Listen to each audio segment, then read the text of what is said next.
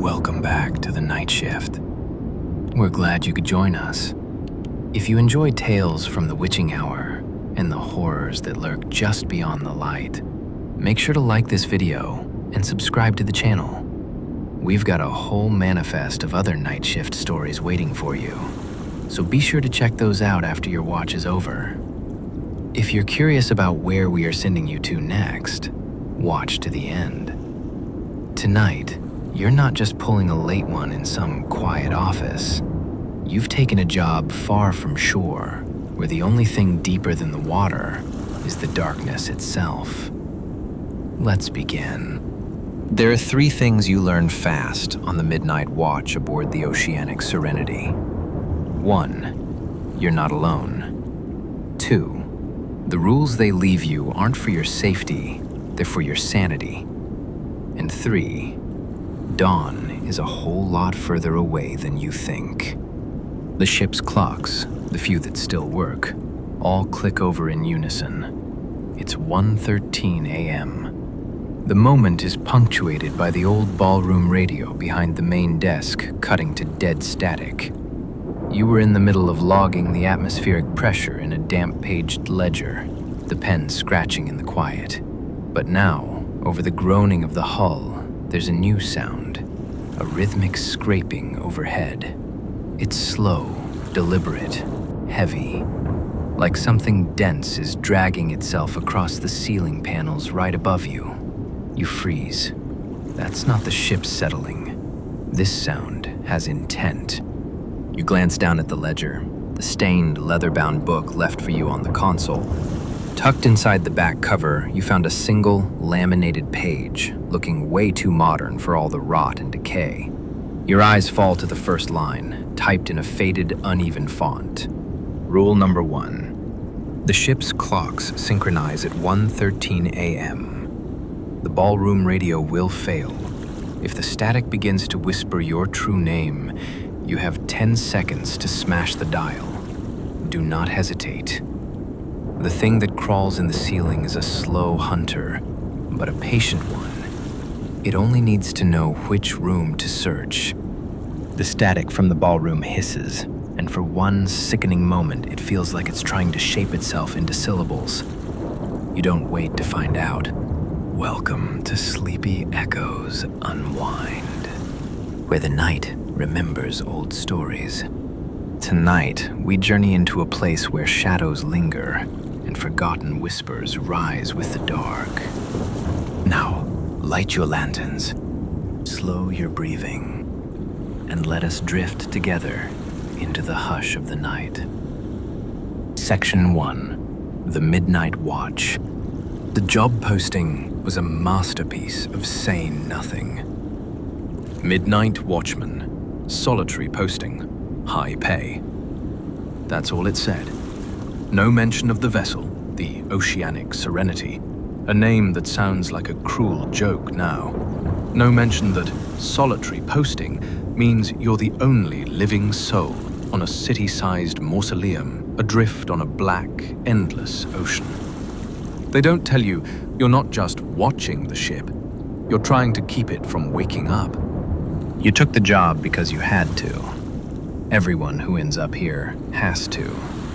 You're running from something on land, and you convince yourself that the open sea is freedom. You learn pretty quick that it's just a different kind of cage. The Oceanic Serenity is a dying beast. Rust weeps in long, orange trails down her white hull. The velvet on the lounge chairs is stiff with salt, and the brass fixtures are tarnished with a sickly green patina. Every corridor smells of mildew, salt rot, and something else.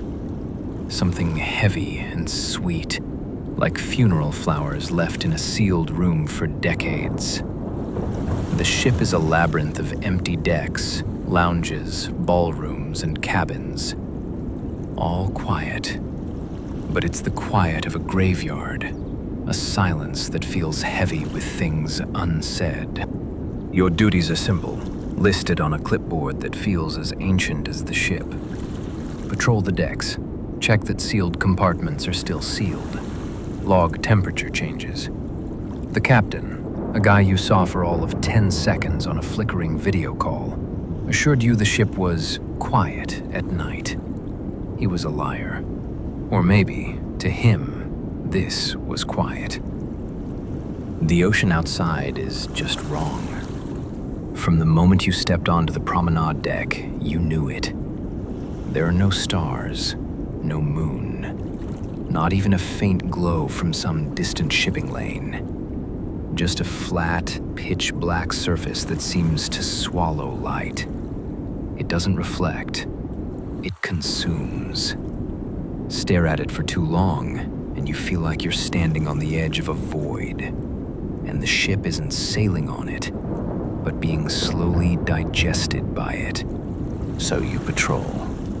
Your footsteps echo in the huge empty spaces, a lonely rhythm against the constant low groan of stressed metal. You walk the empty decks, check the straps on lifeboats that look like they haven't been touched in 100 years, and listen. Always listening. The ship feels less like a vessel and more like a failing organism, and you're just a single microbe in its decaying body. You start on Deck B, the Grand Promenade. Your flashlight beam cuts a nervous path through the gloom, catching dust motes dancing like tiny, frantic ghosts. You pass the shuttered shops, their windows dark except for the faint outlines of headless mannequins. A chandelier the size of a small car, draped in cobwebs, sways gently overhead. There's no draft. You make a note in the ledger. Unexplained movement, atrium chandelier. It feels ridiculous, like reporting a shadow for trespassing. An hour into your shift, you find the first real problem. A trail of wet, barefoot prints on the dusty marble floor of the lobby. They lead from the main staircase, walk 20 paces into the center of the room, and then they just stop. No smear, no sign of turning back. They just end, like whoever made them was plucked straight up into the air. You shine your light on the ceiling, nothing but peeling paint and water stains. You check the deck map near the elevators. It shows the layout of Deck B, the promenade, the lobby, the casino, the ballroom. But as you trace the path to your next checkpoint, you realize something's wrong. The corridor you just came down isn't on the map. The map shows a solid wall of crew quarters there. You look from the map to the hallway and back again. The hallway's there, you just walked it. Either the ship is lying to you, or the map is. You're not sure which is worse. Section 2. The ballroom radio. It's been almost 2 hours since the thing with the static. Your heart has mostly returned to a normal rhythm. You did what the rules said. You didn't wait. You burst into the darkened ballroom, a cavernous space that reeked of dust and dead champagne. The radio, a massive wood-paneled console, sat on the abandoned stage. Its dial glowed with a faint, sick light as the static hissed. You didn't dare turn your back on it. You grabbed a heavy bronze-plated award from a trophy case. Salesman of the Year, 1978. And you brought it down hard on the glowing dial. The glass shattered. The light died. The static cut off with a sound like a gasp. Silence flooded the room. For a second, you thought it was over. Then, from the broken speaker, a single clear whisper slipped out. It was faint, but you heard it. One syllable of your name. Then, nothing. The scraping from the ceiling had stopped the moment you smashed the dial. But as you stood there in the crushing silence, you knew. The thing wasn't gone. It was just listening, waiting. You proved the rule worked, and in doing so, you proved the threat was real. The rule wasn't for your safety. It was to keep the thing from getting your exact address. Now, it just knew the neighborhood. You back away from the stage slowly, broken trophy still in your hand. You don't turn around until you're through the ballroom doors and have sealed them behind you. The radio is broken, but you've got a chilling certainty that the threat isn't tied to some old device. The ship itself is the source. The radio was just its mouth. You spend the next hour jumping at every shadow. Every creak of the ship is the scraping sound coming back. You keep up your patrol, but your movements are jerky, your head constantly on a swivel. You feel like a raw, exposed nerve. Your route takes you down to Deck F, the passenger decks. The silence here is different. It's more personal. Behind these hundreds of doors, families slept, couples dreamed. The ship remembers them. You can feel it. The oppressive sense that the ship remembers its passengers a little too vividly. You walk down a long, carpeted corridor, the dizzying gold and burgundy patterns stained and faded. The dim emergency lights cast long, distorted shadows. It feels like walking through a half-forgotten memory. Section 3, the lower deck lifeboat. Your checklist sends you outside on Deck F to inspect the lifeboats. The night air is thick, cold, and heavy with salt. Below, the black ocean churns silently. The lifeboats hang in their davits, a row of identical white pods gleaming faintly in the emergency lights. Numbered 01, 02, 03. You check the straps and release mechanisms, ticking them off in your ledger. It's mundane, routine. It helps. Then you get to number 7. It's wrong. The numbers aren't painted. They look like they're made of peeling gold leaf. Below them is a small, cracked brass plaque that none of the others have, the inscription too tarnished to read. On pure instinct, you run your glove over it. The metal is warm. No, not just warm, it's hot, like it's been sitting in the sun, even though you know for a fact the sun hasn't touched this ship in years. You remember another line, scribbled on a different page of the ledger, almost an afterthought. Rule number 2. On Deck F, one lifeboat is not like the others. You are never to inspect its interior after midnight. Something waits in that boat. It waits with perfect stillness, as though it has been saving a seat just for you. If you hear 3 soft taps from inside its hull, you must walk away without looking back. Do not hesitate. Do not be curious. Even if you hear your own voice call out, asking you to wait. Your blood runs cold. You haven't heard any taps yet, but the warmth, you can't deny it. Against your better judgment, you lean closer. The air around Lifeboat 07 smells different, faintly of old perfume and wet, rotting rope. It's the smell of decay, but a more organic kind of decay than the rest of the ship. You take a step back. Your job is to inspect the release straps. You can do that from here. You shine your flashlight on them, note they're secure, and you're about to write it in your ledger. Time to move on and forget this boat. Forget the warm brass and the strange smell. Tap, tap, tap. It's soft. So soft you almost miss it. 3 distinct knocks from inside the fiberglass hull of Lifeboat 07. Patient, deliberate, an invitation. You freeze, your hand hovering over the ledger. Every instinct is screaming at you to run. The rule was clear: walk away, don't look back. But a sick human curiosity roots you to the spot. What's in there? How can anything be in a sealed lifeboat? Then you hear it. A voice. It's faint, muffled by the hull, but it is unmistakably yours. "Aren't you coming?" it asks. The tone is gentle, questioning, with just a hint of disappointment. "We've been waiting." That's what breaks the spell. The we.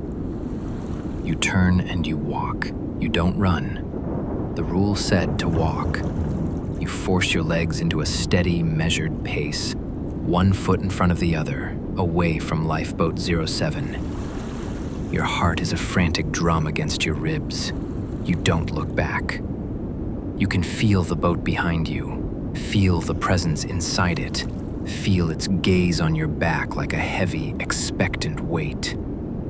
You keep walking until you're back inside, the heavy steel door slamming shut, cutting off the sound of the empty ocean and the thing that waits within it.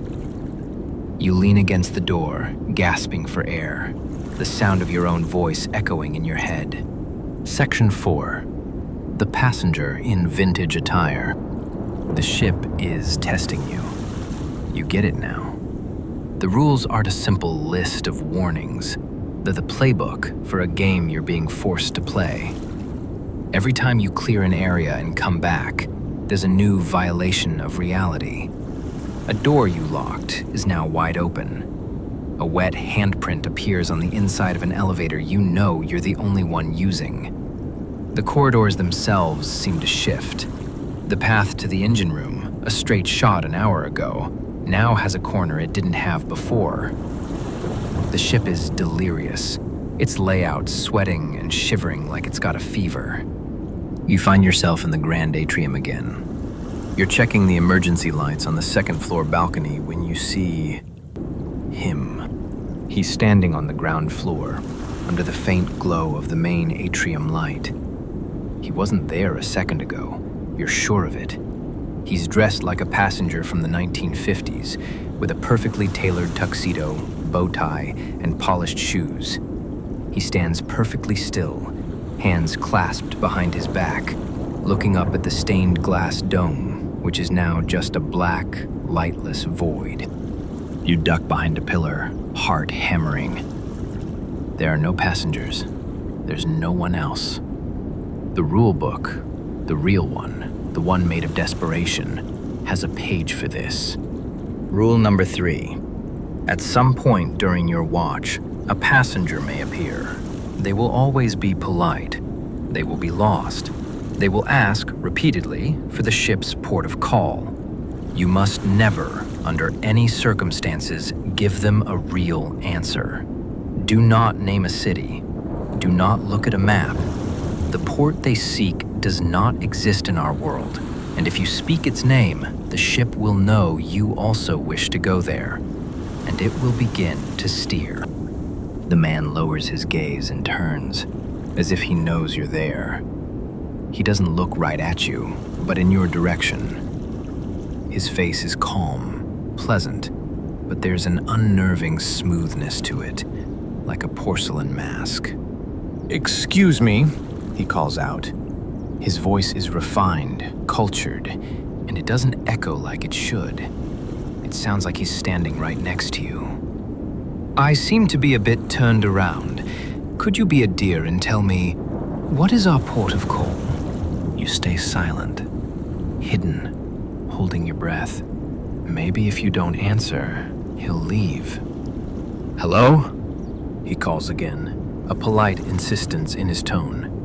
"The crew on this vessel seems to be sparse. I would be ever so grateful. Just the port of call. My wife will be worried if we are late." He takes a step in your direction. His movements are graceful, fluid, and utterly silent. This whole thing feels less like a haunting and more like a deeply uncomfortable social obligation the ship is forcing on you. The sheer civility of it is more unnerving than any ghost. You have to answer. He's getting closer. You rack your brain for something to say, something that isn't a place. No real answer. The rule was specific. He's at the bottom of the staircase now, looking up. He can't see you, but he knows. "Please," he says, his voice losing some of its polish, replaced by a raw, ancient pleading. "We are so very lost. Just the name of the port." You find your voice. It comes out as a croak. Sir," you say, stepping out from behind the pillar, keeping your eyes on the floor. "The captain hasn't shared that information with the crew. Security reasons. The man stops. A long, drawn-out silence hangs in the air, thick with his disappointment. You risk a glance up. His pleasant face hasn't changed, but his eyes, they're full of a vast, terrible emptiness. I see, he says, his voice once again perfectly composed. How prudent.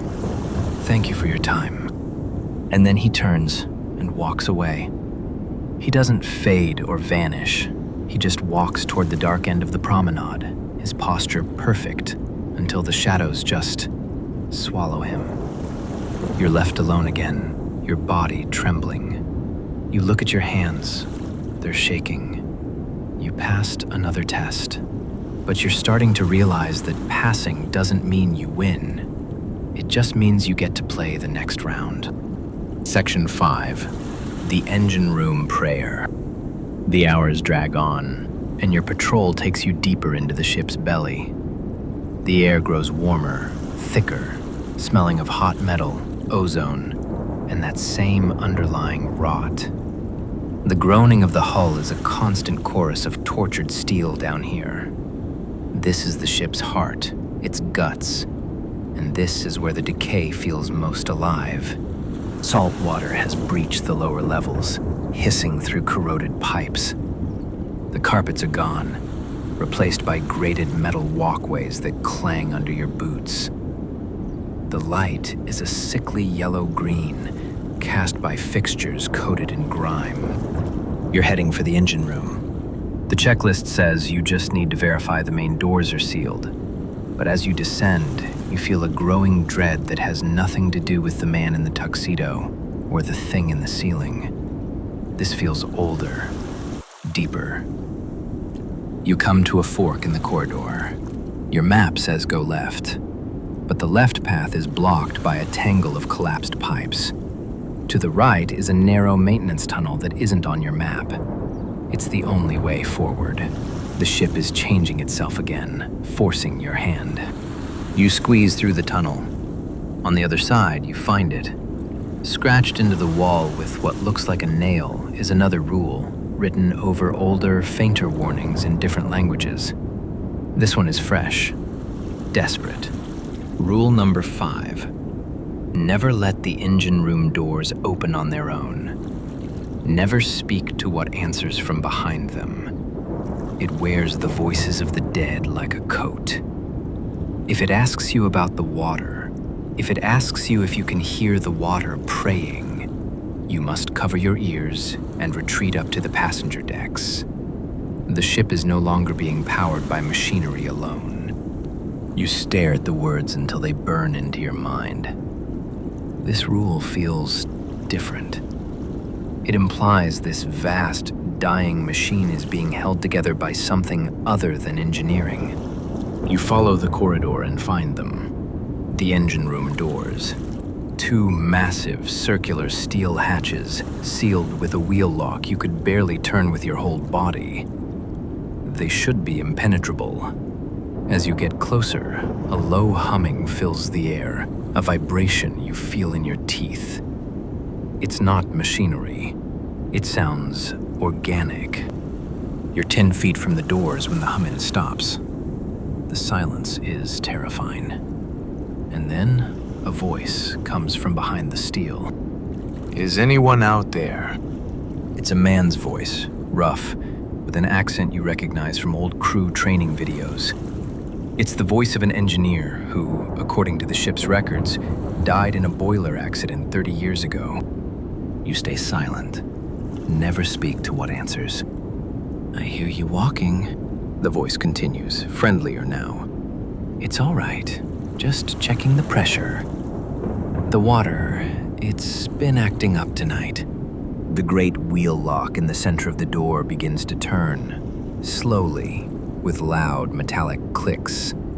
It's opening from the inside. Your blood turns to ice. The rule said never let them open on their own. You want to run, but you're frozen, watching the wheel turn inch by agonizing inch. It talks, you know, the voice says. its tone becoming confessional. The water, down here in the dark, it whispers things, sings sometimes. It's beautiful. The wheel stops. A hiss of depressurization. A dark, oily liquid begins to seep from under the door, smelling of brine and blood. "Can you hear it?" the voice asks, now filled with a rapturous, insane joy. "Can you hear the water praying?" That's your cue. You clamp your hands over your ears so hard it hurts. You turn and you run. You don't just walk, you flee. You scramble back through the tunnel, up the graded stairwells, not stopping until you're 3 decks higher. You collapse against a bulkhead, gasping for air, the sound of your own blood roaring in your ears. The ship isn't just haunted, it's possessed. And you just met the thing that keeps its heart beating. Section 6. The Inevitable Revelation. The rest of the watch is a blur. The ship is fully awake now, and it's done with subtlety. It's actively hostile. Looping corridors send you back to the same junction 3 times in a row. Hallway lights flicker in time with a heartbeat you can feel through the soles of your shoes. In the reflection of a dark porthole, you see a hallway you haven't walked down yet, with a tall, thin figure standing at the far end. You blink, and it's just your own tired face staring back. You retreat to the watchman's office where your shift began. You slump into the chair and pick up the ledger. It's not just a logbook, it's a grimoire of survival. You flip past the laminated sheet to the handwritten logs from the watchman before you. The handwriting changes every few dozen pages, from neat cursive to a frantic scrawl to the shaky script of your immediate predecessor. They all saw it. The passenger, the radio, the lifeboat. And they added their own rules. Don't look at your reflection for too long. Sometimes it's not yours. If you hear a child laughing, it means you are on the wrong deck. The real Deck C was decommissioned in '84. The smell of mildew will sometimes turn sweet. Don't breathe it in. It makes you compliant. With a sickening lurch, you realize this isn't a job. It's a sentence. The ledger is a collaborative testimony written by generations of people who are just trying to last the night. And the big realization dawns on you. They never clocked out. The rules themselves are a trap. You thought they were to help you, but now you see it. Following the rules keeps you alive, yes, but it also proves you understand the system. It proves you belong. Every rule you obey is an acknowledgement of the ship's reality. Every test you pass is a step closer to being initiated. The horror shifts from "something is on this ship" to "the ship is reorganizing reality to keep me here." It doesn't want to kill you. It wants to hire you. Permanently. Climax. The false sunrise. You watch the clock. The agonizing sweep of the second hand. Dawn has to be coming. Your watch ends at sunrise. That was the deal. But as the hour approaches, the horizon remains stubbornly, unnaturally black. The ship's groaning fades into an expectant silence. You find the final rule on a page stuck to the back of the ledger with what looks like dried blood. Rule number 4. Dawn is only safe if you hear the sound of morning birds before the first light touches the deck. If sunrise arrives in silence, you must not open any exterior door. Do not look out the portholes. The sea will be wrong, and the thing that mimics the sky will see you. If no birds sing, it means something has remained aboard overnight, and the ship has added it to the passenger manifest. You wait. You listen. You pray for the sound of a gull, anything. But there is nothing, just the humming silence. And then, a sound. But it's not birds. It's the ballroom radio, the one you smashed. It crackles to life, not with static, but with a cheerful, booming voice. Good morning, Voyagers. It's a beautiful day out here on the oceanic Serenity. The voice is too loud, too happy, layered over the faint sound of canned laughter, a grotesque parody of a morning broadcast. At that exact moment, he appears, the passenger. He's standing at the far end of the corridor, looking at the main doors to the promenade deck. He turns his head, his porcelain face unreadable. Well, he says, his voice calm and final. Have you decided? Shall we continue to the port? Tap, tap, tap. The sound comes from below your feet.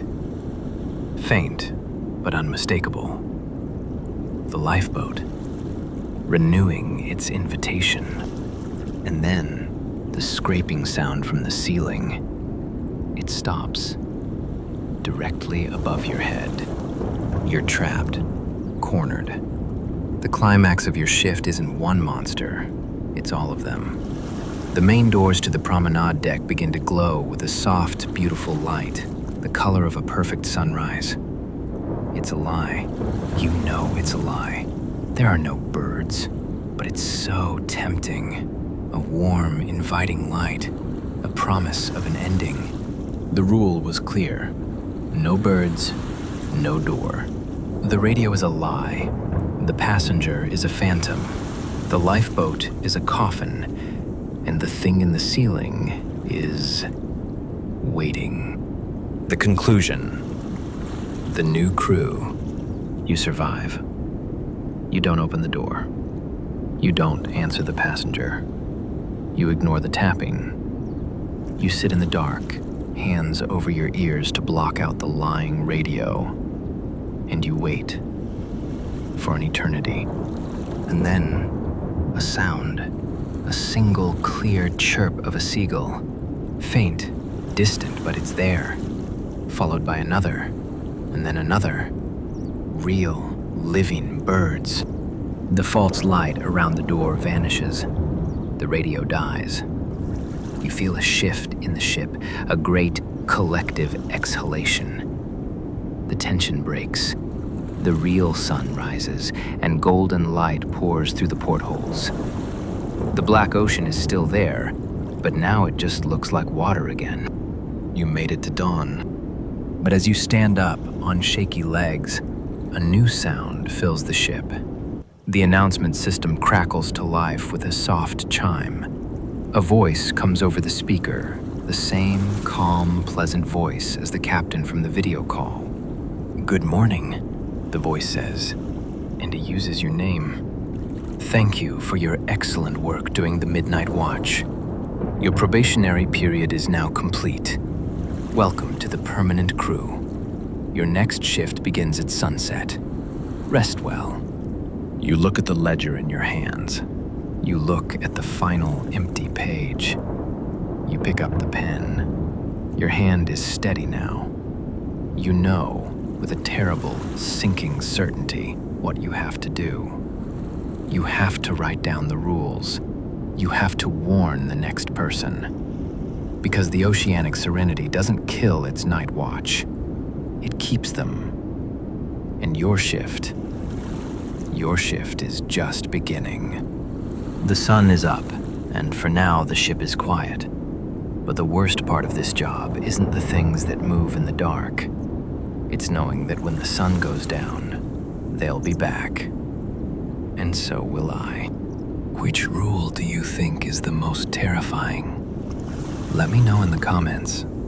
And if you want more stories from the places that exist in the shadows, make sure to subscribe. You never know what you might learn. Where is your next shift, you ask? Let's just say, you'll be trading the salt-crusted decks of the cruise ship for a windowless labyrinth of cold, orange rolling doors. Your new uniform comes with a heavy ring of padlock keys and a strict warning never to look under the gap of Unit 404 after midnight. So, Pack your flashlight, because our next watch takes us deep into the silent, echoing corridors of a 24-hour self-storage facility.